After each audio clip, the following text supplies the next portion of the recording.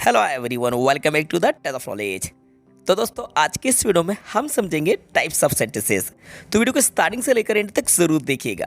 चलिए वीडियो को शुरू करते हैं। अब देखिए दोस्तों, अर्थ के आधार पर सेंटेंसेस को 5 टाइप्स में डिवाइड किया जाता है, जिनको हम वन बाय वन समझेंगे। तो टाइप्स ऑफ सेंटेंसेस में नंबर फर्स्ट है असर्टिव या डिक्लेरेटिव सेंटेंस।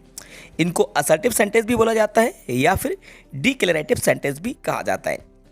सेकंड नंबर पे इंटेरोगेटिव सेंटेंस, फर्स्ट नंबर पे असर्टिव सेंटेंस या डिक्लेरेटिव सेंटेंस होते हैं। सेकंड नंबर पे इंटेरोगेटिव सेंटेंस, थर्ड नंबर पे इंपेरेटिव सेंटेंस। इनके बारे में भी हम यहाँ पे जानेंगे कि इंपेरेटिव सेंटेंस क्या होते हैं। फोर्थ नंबर पे एक्सक्लामेटरी सेंटेंस, जी हाँ एक्सक्लामेटरी सेंटेंस। और फिफ्थ नंबर है ऑप्टेटिव सेंटेंस।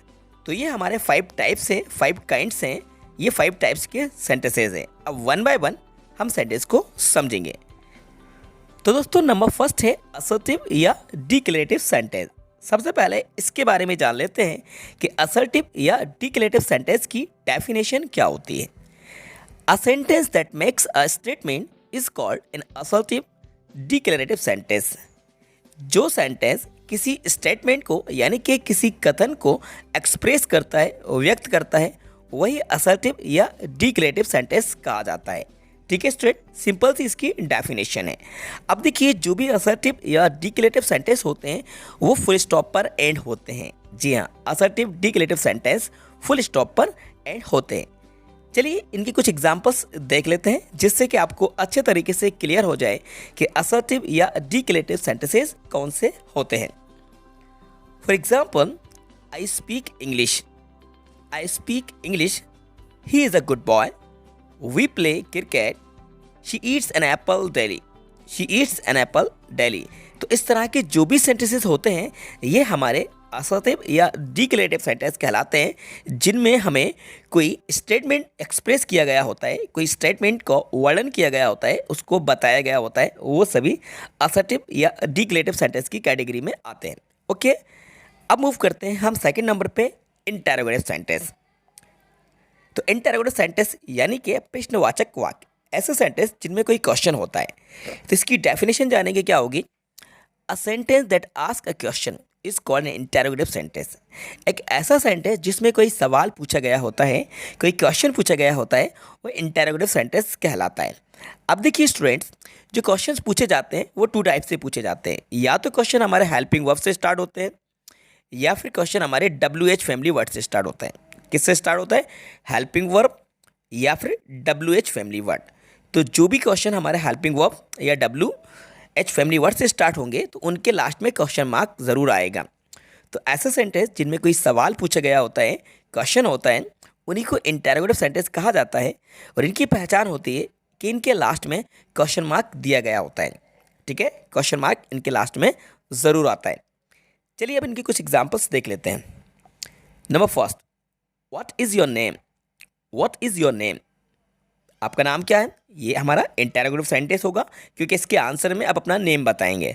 सेकंड नंबर पे है Where do you live? Where do you live? ये भी एक क्वेश्चन है। WH फैमिली वर्ड वेयर से स्टार्ट हुआ है, फर्स्ट वाला व्हाट से स्टार्ट हुआ था। सेकंड नंबर है Are you ready? ये हमारा हेल्पिंग वर्ब से स्टार्ट हुआ है, इसके भी लास्ट में क्वेश्चन मार्क लगा हुआ है। Are you ready? तो आपका आंसर होगा यस आई एम रेडी या फिर no I am not ready. दोनों में से कोई भी आपका आंसर हो सकता है। तो ये एक हमारा इंटेरोगेटिव सेंटेंस का एग्जाम्पल है। नेक्स्ट एग्जाम्पल है डू यू नो मी? क्या आप मुझे जानते हैं? डू यू नो मी? ठीक है स्टूडेंट्स, तो इस तरह के जो भी एग्जाम्पल्स आपने यहाँ पे देखे हैं, ये सभी एग्जाम्पल्स इंटेरोगेटिव सेंटेंस के हैं। आई होप आपको इंटेरोगेटिव सेंटेंस अच्छे तरीके से समझ में आ गया है।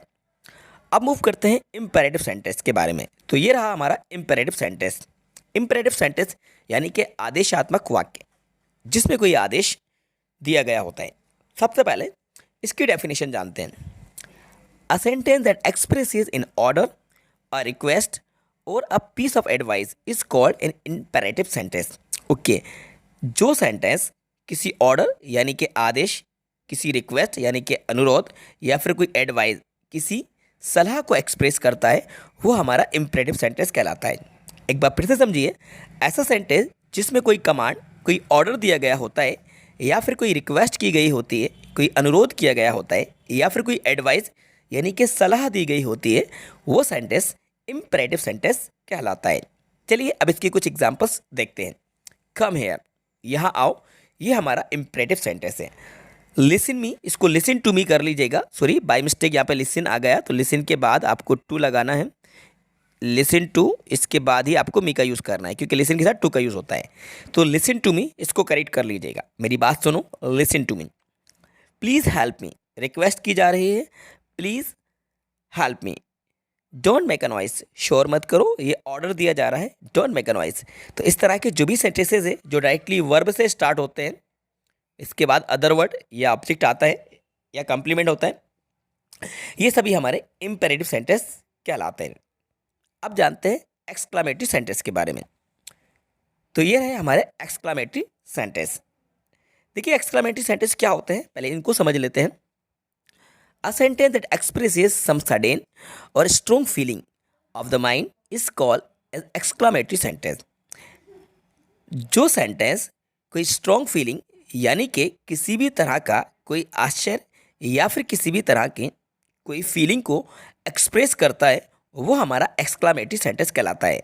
इस तरह के जो भी सेंटेंसेस रहते हैं इसमें सडन कोई आपको हैप्पी यानी कि कोई खुशी या किसी तरह का दुख, किसी भी तरह का सैड या किसी भी तरह की खुशी, किसी भी तरह का आश्चर्य, इन सबको एक्सप्रेस किया जाता है। तो जो फीलिंग होती हैं वो सभी हमारे एक्सक्लामेटरी सेंटेंस से ही एक्सप्रेस की जाती हैं। उन सभी फीलिंग्स को एक्सक्लामेटरी सेंटेंस में ही बताया जाता है।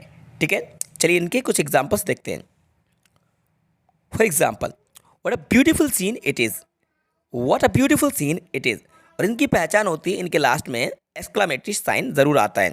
ठीक है, ये एक्सक्लामेशन साइन होता है। तो ये सभी जो सेंटेंस हैं ये हमारे एक्सक्लामेटरी सेंटेंस कहलाते हैं। फॉर एग्जाम्पल था what a beautiful seen it is, what a shot.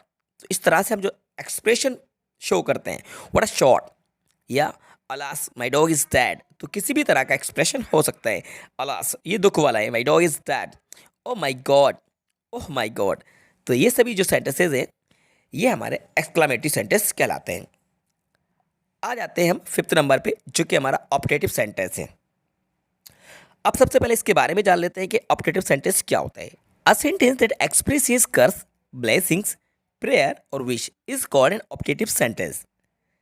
जो सेंटेंस किसी भी तरह का श्राप, ब्लेसिंग्स, आशीर्वाद या फिर प्रार्थना या फिर इच्छा को एक्सप्रेस करता है ऑप्टेटिव सेंटेंस कहलाता है। एक बार फिर से समझ लीजिए, एक ऐसा सेंटेंस जिसमें किसी तरह से श्राप दिया गया हो यानी कि कर्स या ब्लेसिंग्स, आशीर्वाद दिया गया हो या प्रार्थना की गई हो या फिर विश, इच्छा को एक्सप्रेस किया गया हो, वो सभी सेंटेंसेस हमारे ऑप्टेटिव सेंटेंसेस कहलाते हैं। चलिए इनके कुछ एग्जांपल्स देखते हैं। May God help you, may God help you यानी कि गॉड आपकी हेल्प करे। इनकी भी पहचान यही होती है कि इनके भी लास्ट में एक्सक्लामेटरी साइन आता है। ठीक है, ये इसकी पहचान होती है। For example, may God help you, may you live long, may you live long. इस तरह से भी दुआ दी जाती है कि आप लंबे समय तक जीवित रहें। मे ही डाई यानी कि ये श्राप दिया जा रहा है, मे ही डाई। और may you succeed, may you succeed आप सफल हो जाएं। मोस्टली ये जो सेंटेंस होते हैं ये मे से ही स्टार्ट होते हैं। ठीक है, मे से कर्स, ब्लेसिंग्स, प्रेयर या विश को एक्सप्रेस किया जाता है इन सेंटेंसेस में। ठीक है स्टूडेंट्स, तो आज की इस वीडियो में हमने समझे टाइप्स ऑफ सेंटेंसेस यानी कि काइंड्स ऑफ सेंटेंसेस जो कि 5 टाइप्स के होते हैं। एक बार मैं आपको डबल से बता देता हूँ। असर्टिव या डिक्लेरेटिव सेंटेंस, सेकंड नंबर पे interrogative sentence, third number imperative sentence, fourth number पे एक्सक्लामेटरी सेंटेंस और 5th नंबर पे ऑप्टेटिव सेंटेंसेस। इनके बारे में हमने डिटेल से आज इस वीडियो में समझा। आई होप ये वीडियो आपको पसंद आई होगी और वीडियो आपके लिए बहुत ही ज़्यादा हेल्पफुल रही होगी। तो वीडियो को लाइक ज़रूर कीजिएगा और अपने सभी दोस्तों के साथ ज़्यादा से ज़्यादा शेयर कीजिएगा। और यदि चैनल पर नए हैं तो चैनल को सब्सक्राइब कर लीजिएगा। Thanks for watching.